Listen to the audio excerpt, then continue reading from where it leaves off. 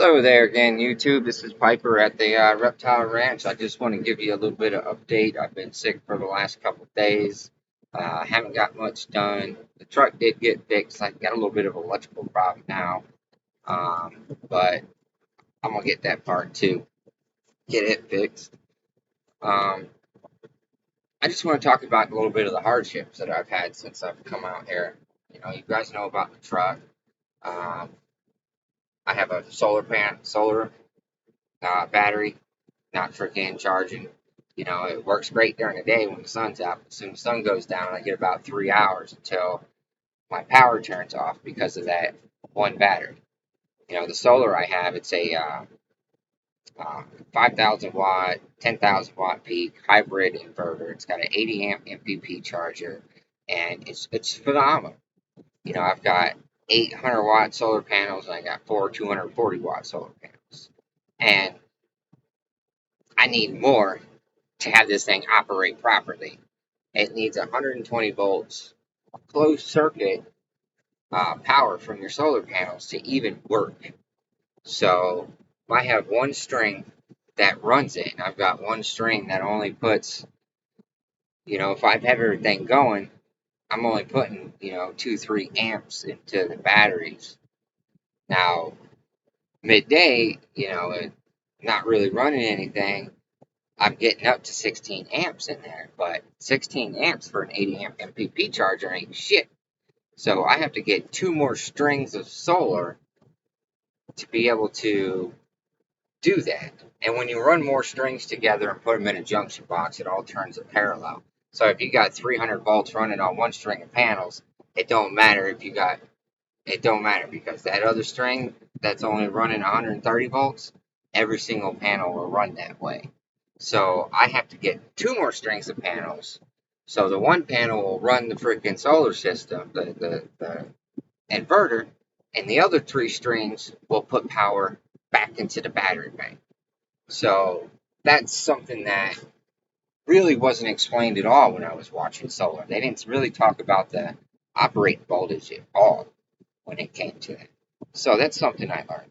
I am not regretting buying that because eventually that thing's going to be freaking running this whole compound. But just be aware that you got to have enough power to run these things. And I watched tons of videos and nobody really explained what the operating voltage is. If I don't have 120 volts running into that with my solar don't freaking charge. It don't work. Uh, so that's that.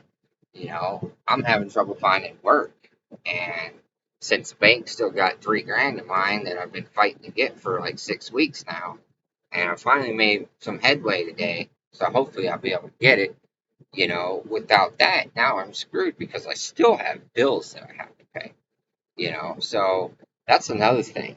Maybe I did jump the gun a little bit. I shouldn't have come out here quite yet. I should have made sure I was financially set. The property wasn't going nowhere. I was fine where I was at. I was staying with my parents because I lost everything during that last storm in Southwest Florida. You know, um, so just things are not this peachy grand thing that you get to watch on YouTube all the time. It's still life. It still sucks. You still get kicked in the teeth all the freaking time. You know, just the smallest thing is spilling freaking coffee. Okay, so you know, I have, I did apply for my food stamps and stuff like that, and I got all that. But that's not what I want. I want to make my own money like I did before. Pay for my own stuff. It cost me 30 grand to come out here between the property, the travel, the camper, the solar, the every this and that. So there's a lot to it, and I should have come out here with more money. I left the house with less than 2 grand. I should have left the house with like five. So it's just gotta be more aware and don't take things. Be more smart about it than I was. Um, you know, there's a lot of labor that's got to go on. There's a lot of stuff that's going to happen out here. It's a lot of water that's going to come down eventually. The road will get soggy, so hell, I might be stuck up here for a couple weeks at one time. So things like that, and I have to be prepared for. And financially, I need to find work. I'm ultimately want to work remotely, want so I don't have to worry about leaving. I'm gonna be all self-sufficient one day, but it's gonna take me at least 6 months to even fucking start to be that way.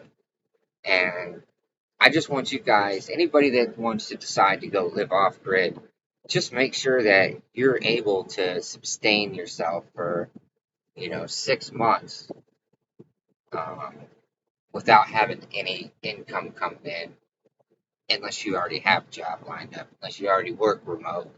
Uh, you know, I'm hoping eventually to make money on YouTube. Who knows?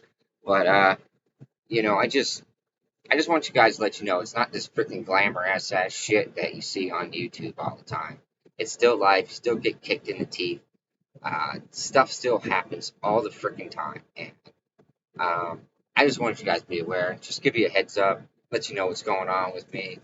Uh, Things start moving again tomorrow. It's been a few lazy days. Tomorrow we're going to start collecting more stones. We start building this damn wall around my camper, and I'll be there with the steps for you guys to do that. Going to pick up my water tank. Gonna go fill it up down the road at the well. Um, the dragons are still good. They have their food. I was prepared. I had plenty of insects and stuff for them. Eventually I'll be able to produce enough to actually start selling insects for, feeder insects or for fishing or for whatever the hell they want. Um, I do have other things that I haven't planned on doing and stuff, but at the moment, things are kind of tough until I get that money or I start working. Um, which fuck, I need a job. But let's go on a better note, and things are good. I'm still happy. The stars are out here, just freaking absolutely phenomenal. Um, but just just I'll hang in there. Y'all hang in there. Uh, make a better decision than I did, and we'll talk at you later. If you like me, subscribe, like the video. Thanks. Goodbye now.